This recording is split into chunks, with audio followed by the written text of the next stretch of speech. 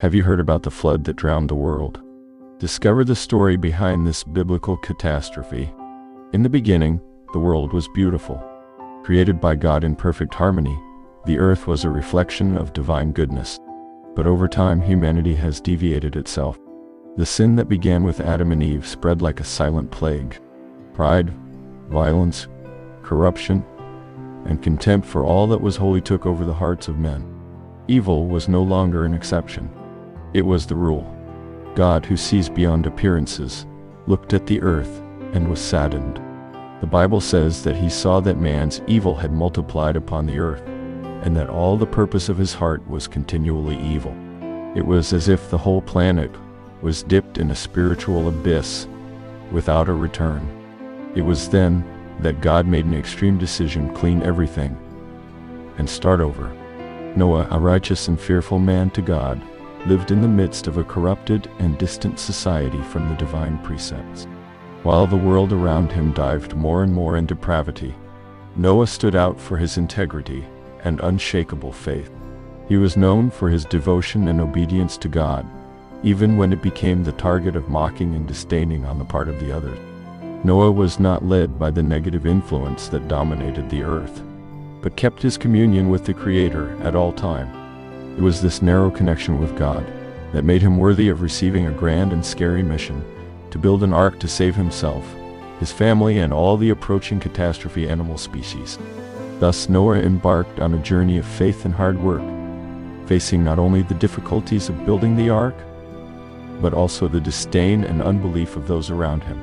Even in the face of the adversities and ridiculous of others, Noah remained faithful to the voice of God and persevered in the execution of the monumental task entrusted to him. While Noah was dedicated to the construction of the ark, the society around him sinks increasingly in depravity and disobedience to God's commandments. Pride and violence reigned in the cities, and contempt for the sacred was evident in every corner. Noah not only faced the physical challenge of lifting a huge vessel, but also dealt with the hostility and derision of those who doubted the divine message he conveyed. Day after day, while hammering each board and seal each compartment, Noah witnessed the increase in unbelief and evil around him. People mocked him, questioned his sanity, and surrendered even more to his sins. Even in the face of provocations and isolation, Noah remained firm in his mission, convinced that the voice of God was the only truth in the moral decay that plagued humanity. On the day marked for the beginning of the flood, black clouds gathered in the sky, covering the horizon with a threatening darkness. The first raindrops fell slowly, as if nature were containing breathing before the storm. Noah and his family, along with the animals that had been entrusted to their protection, entered the ark and heard the muffled sound of the doors closing. A solemn silence involved the boat while the outside world was swallowed by the fury of the waters. The noise of the rain beating the ark roof echoed like a constant reminder of the magnitude of divine judgment that unfolded outside, while the desperate screams of those who could not enter the ark echoed in the distance. Noah and his family remained united in prayer, relying on the promise of divine protection amid devastation that unfolded before his eye. While the waters of the flood grew, the earth was submerged in overwhelming chaos. The roar of the thunder echoed through the valleys, accompanied by the sound of the animals that found shelter in Noah's ark. The currents dragged trees, rocks, and buildings made by human hands, erasing any trace of civilization that once existed. The sky darkened even more as the clouds accumulated, releasing a torrential rain that seemed to have no end. The lightnings cut off the firmament, briefly illuminating the devastation that extended to where the eyes could see. The desperate screams of those who could not enter the ark were drowned out by the thunder of thunder and the deafening noise of the fury waters. While the ark floated over the sea of desolation, Noah and his family remained united in prayer, relying on divine providence to guide them in the midst of the relentless storm. As the ark floated over the turbulent waters, Noah and his family faced a mixture of emotion. The deafening sound of the rain beating the wooden ceiling echoed throughout the environment, constantly reminding them of the magnitude of the flood that plagued the earth. Inside the vessel, the smell of wet earth mixed with the odor of the animals creating a unique and muffled atmosphere. Noah watched the small windows, the landscape transformed into an endless sea, unsure what would remain when the waters finally retreated. His wife took care of children and animals, ensuring that everyone was fed and comfortable, even in the face of the uncertainty of the future. While the weeks were slowly dragging on, each member of Noah's family found comfort in daily prayers and hoped that they would soon step on land again. The ark swung gently under the divine command, protecting those who were from the devastating chaos outside. After the ark rests on Mount Ararat and the waters begin to lower, Noah and his family anxiously awaited the moment of finally leaving the shelter that had protected them during the terrible flood. As they observed, the water level slowly decreased. A mixture of hope and apprehension filled out their heart. The silence that was previously interrupted only by the sound of the rain and the thunder gave way to the soft chorus of the little birds that gradually returned. Noah, his wife, sons and daughters-in-law remained united in prayer, thanking God for the preservation of his lives in the midst of a catastrophe that was slaughtered on the earth. With each passing day, new signs of renewal arose before their eyes. Small sprouts shyly emerged from the soaked earth. Animals came out of their hiding places in search of food, and the sun shone with intensity in the newly released sky. Finally, the time came when the waters had retreated enough to allow Noah and his family to leave the ark and stepped back on firm soil. With careful steps and grateful hearts, they landed in the new earth, ready to start their lives in the light of the divine promise of a new covenant. After the ark rests on Mount Ararat and the waters begin to lower, Noah and his family anxiously awaited the moment of finally leaving the shelter that had protected them during the terrible flood. As they observed, the water levels slowly decreased. A mixture of hope and apprehension filled out their hearts. The silence that was previously interrupted only by the sound of the rain and the thunder gave way to the soft chorus of the little birds that gradually returned. Noah, his wife, sons and daughters-in-law remained united in prayer, thanking God for the preservation of his lives in the midst of the catastrophe that was slaughtered on the earth. With each passing day, new signs of renewal arose before their eyes. Small sprouts shyly emerged from the soaked earth. Animals came out of their hiding places in search of food, and the sun shone with intensity in the newly released sky. Finally, the time came when the waters had retreated enough to allow Noah and his family to leave the ark and step back on firm soil. With careful steps and grateful hearts, they landed in the new earth, ready to start their lives in the light of the divine promise of a new covenant. After leaving the ark, Noah sent a dove as a messenger to see if the conditions were conducive to the definitive return to the land. The dove flew in circles over where the devastation of the waters of the flood reigned, until it found a green branch of olive tree that emerged between the rubble. Carefully, the bird took the branch with its beak and returned to the ark where Noah was looking forward to news from the outside world. Seeing the dove returns with the clear sign of life resurfaced after the overwhelming storm, Noah knew it was time to fully trust in the divine promise of renewal and restoration. After leaving the ark, Noah and his family came across a transformed world. The land, once covered by the waters of the flood, now revealed new landscapes and possibilities. Noah felt the weight of responsibility that fell on him as God's chosen to preserve life in the midst of destruction. With gratitude and reverence, Noah gathered his family around the altar he had erected and offered a sacrifice of praise and worship to the Lord. Fire consumed the holocaust, while the soft aroma of supply climbed to heaven as a silent prayer. There, in the face of steamy ashes, Noah renewed his commitment to God and recognized the grandeur of the divine plan that had led him to that moment. Amid the ruins of the past and the promises of the future, Noah's faith strengthened, fueled by the certainty that divine mercy had prevailed over relentless judgment. Thus Noah and his family began a new chapter in their lives, guided by the light of the eternal covenant established between God and all creation. After the flood, the earth shone with a new light, reflecting the divine promise of renewal and hope. Noah and his family emerged from the ark to witness a world transformed by the purification of waters. The rays of the sun bathed the newly revealed landscape, illuminating the contours of the mountains and valleys that had been submerged under the torrents of the flood. The air was impregnated with the freshness of the renewal, while the birds sang their songs of joy for the preserved life. Noah wondered the divine work of restoration that unfolded before his eyes, recognizing that this was a new chance granted by God to humanity. The rainbow painted the sky with its vibrant colors, symbolizing the eternal covenant between the Creator and its creation. In the midst of gratitude and humility, Noah raised an altar of praise and worship, offering God his reverence and recognition for mercy manifested during the flood. Under the soft light of twilight, Noah and his family gathered in prayer, sealing their commitment to walk in obedience to divine designs. Thus, the flood was not only the end of a world marked by sin and corruption, but also the beginning of a new journey guided by God's faith, hope, and unconditional love.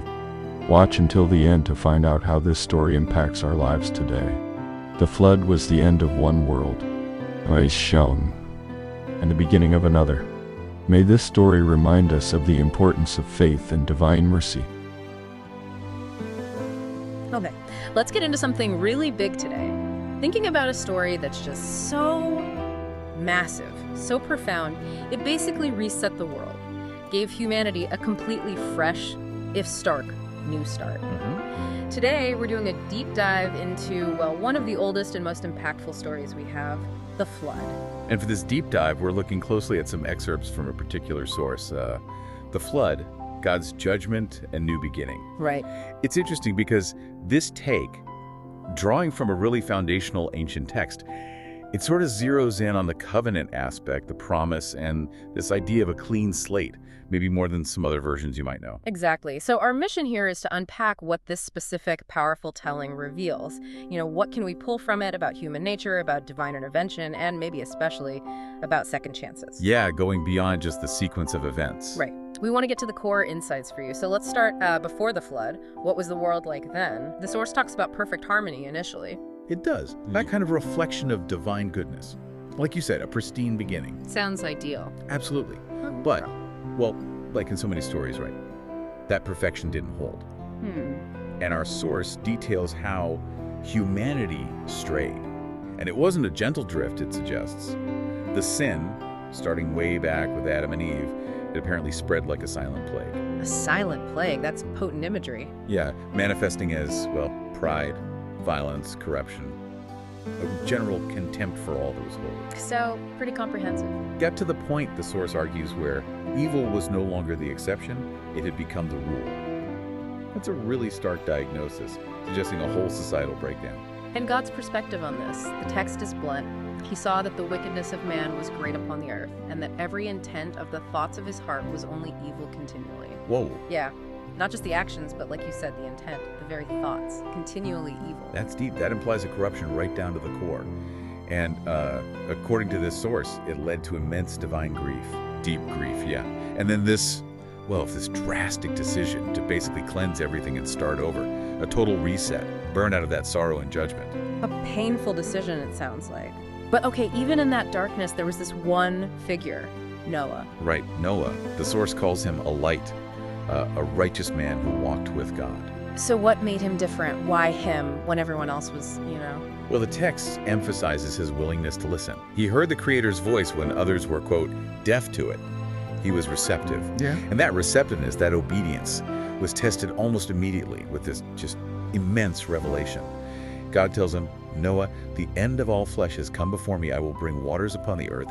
Everything will perish, but with you I will establish my covenant. Wow.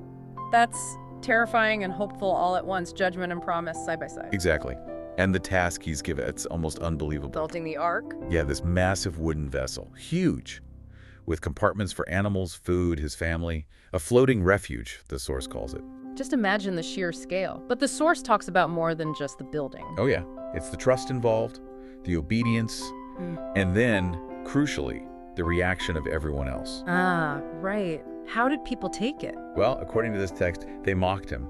They laughed. Oh, laughed. Yeah, talk of judgment just seemed like madness, especially, the source notes, in times of abundance, when things seem fine, warnings often fall flat, don't they? That rings true. Denial is powerful. But Noah kept going. He didn't stop. He built.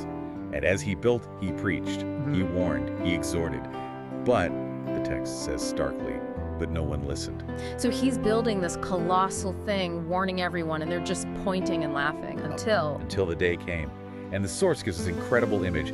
Animals just started showing up. all kinds. Lions, birds, reptiles, cattle, 2 by 2, as if drawn by an invisible force, creation itself responding. That must have been some sight. You'd think. And then Noah, his wives, his sons, their wives. Yeah. They all go into the ark, following the instructions precisely. It's the final separation. And then comes this moment in the text that always gives me chills.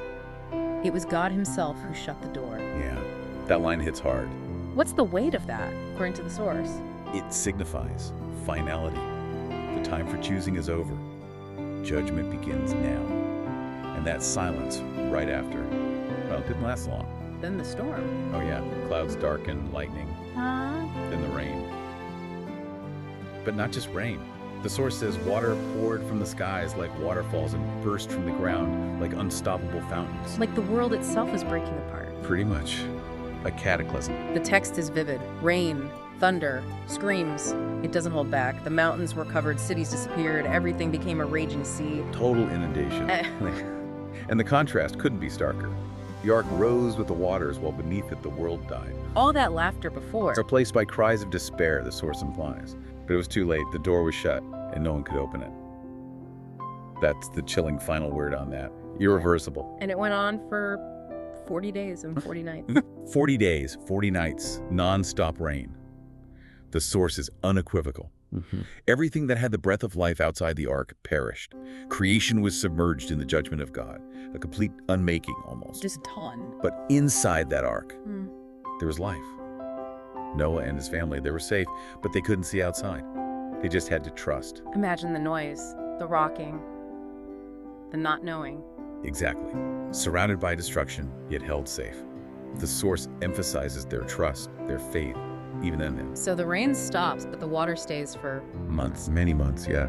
Until, the text says, God sends a wind. God blew over the waters, and they began to recede. slowly, like a new creation emerging. And the ark finally rests on Mount Ararat, Yeah. a high point appearing out of the water. And Noah waits again, right? He doesn't just rush out. No, that's a key point. Patience. He waits for the signal, essentially. Sends out bird. A raven and then the dove. Right, the raven goes back and forth, but the dove, eventually it comes back holding something. With an olive branch in its beak. The classic sign. The sign that life, vegetation was returning. Hope. So they finally leave the ark. And what's the very first thing Noah does? According to this source, he builds an altar and worshipped. Worshipped. Yeah. And significantly, the source suggests he saw himself not as someone who deserves saving, but as an instrument of divine mercy. It frames it around humility and grace.